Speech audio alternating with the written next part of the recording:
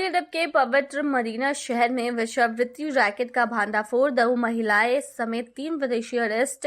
किस देश के नागरिक, चलिए बताते हैं। नमस्कार, स्वागत है आपका हमारे चैनल डेली सऊदी न्यूज पर।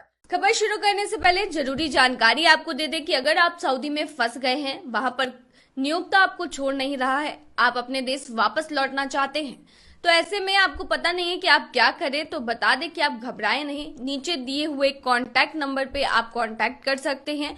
वहां से आपको जो जरूरी हेल्प है वो मिल जाएगी। कानूनी प्रक्रियाओं के तहत सारी कार्रवाई करके आपको महज 3 से 4 दिन के अंदर खरूज लगाकर वापस अपने देश सही सलामत पहुंचा दिया जाएगा। तो दिए गए नंबर पर आप संपर्क कर सकते हैं। सऊदी अरब के पवित्र इस्लामिक शहर मदीना में एक सेक्स रैकेट का भांडाफोड़ हुआ है।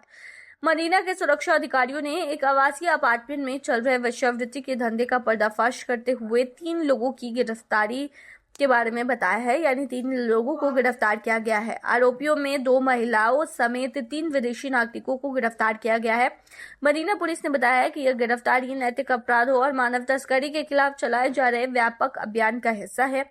ये अभियान सऊदी अरब के उस सख्त कानूनी ढांचे के तहत चलाया जा रहा है जो समाज में नैतिकता और सार्वजनिक आचरण को संरक्षित रखने पर केंद्रित है।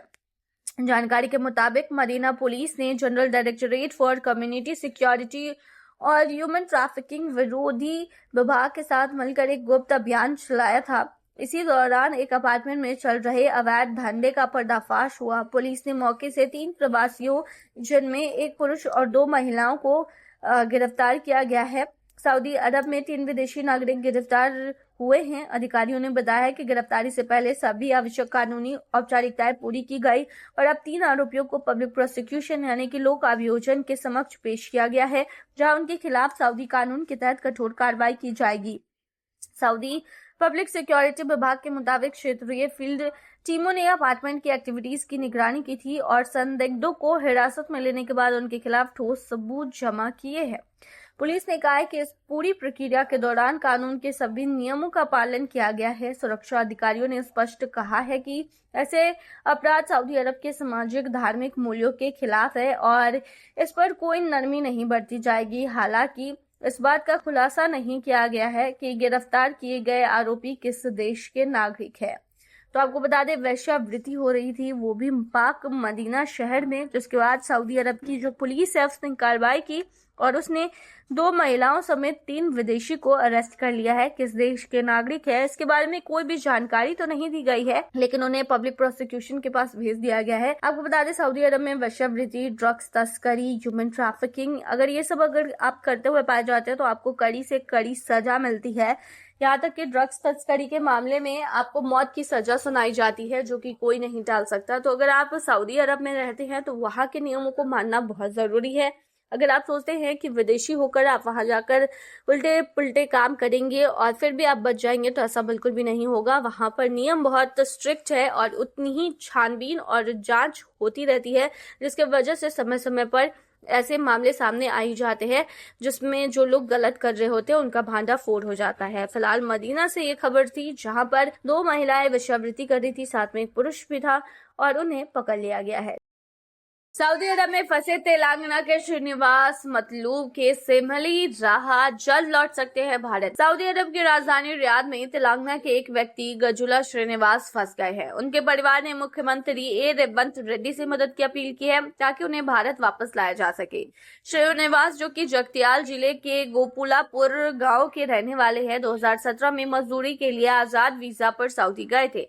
उनकी तबीयत बिगड़ने लगी तो उन्होंने घर लौटने की कोशिश की, लेकिन नियोक्ता ने उन पर 12,000 रियाल यानी करीब 2,80,000 की चोरी का आरोप लगाकर उन पर मतलूब यानी कि वांटेड व्यक्ति का केस दर्ज करा दिया। इसके बाद पुलिस ने उन पर यात्रा रोक लगा दी और वह वहीं फंस गए। ये मामला तब सामने आया जब उनके बेटे साई कुमार ने हैदराबाद में मुख्यमंत्री प्रवासी प्रजावाणी कार्यक्रम में याचिका दी।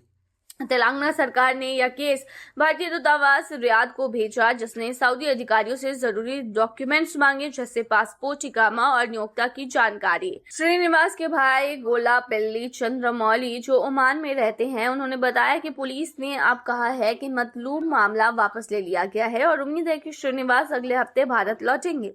उन्होंने तेलंगाना सरकार और एनआरआई सलाहकार मंदा भीम रेड्डी का धन्यवाद किया, लेकिन अभी तक उनके परिवार को आधिकारिक क्लियरेंस नहीं मिला है। बेटे साई कुमार ने कहा, पापा की तबीयत बहुत खराब है, उनका ब्लड प्रेशर 200 तक पहुंच गया है और नसों में कमजोरी है। दूतावास से मदद मांगी तो उन्होंने पुलिस के पास भेज दिया, लेकिन वहां से कोई जवाब नहीं मिला।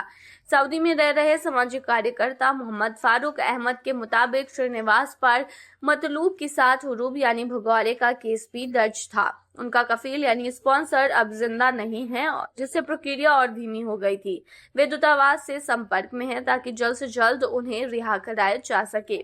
जानकारी के लिए बता दें कि मतलूब केस पुलिस में दर्ज शिकायत होती है जो किसी प्रवासी को देश छोड़ने से रोकती है। हुरूब केस तब लगता है जब कोई कर्मचारी अपने स्पॉन्सर को बताए बिना नौकरी छोड़ देता है।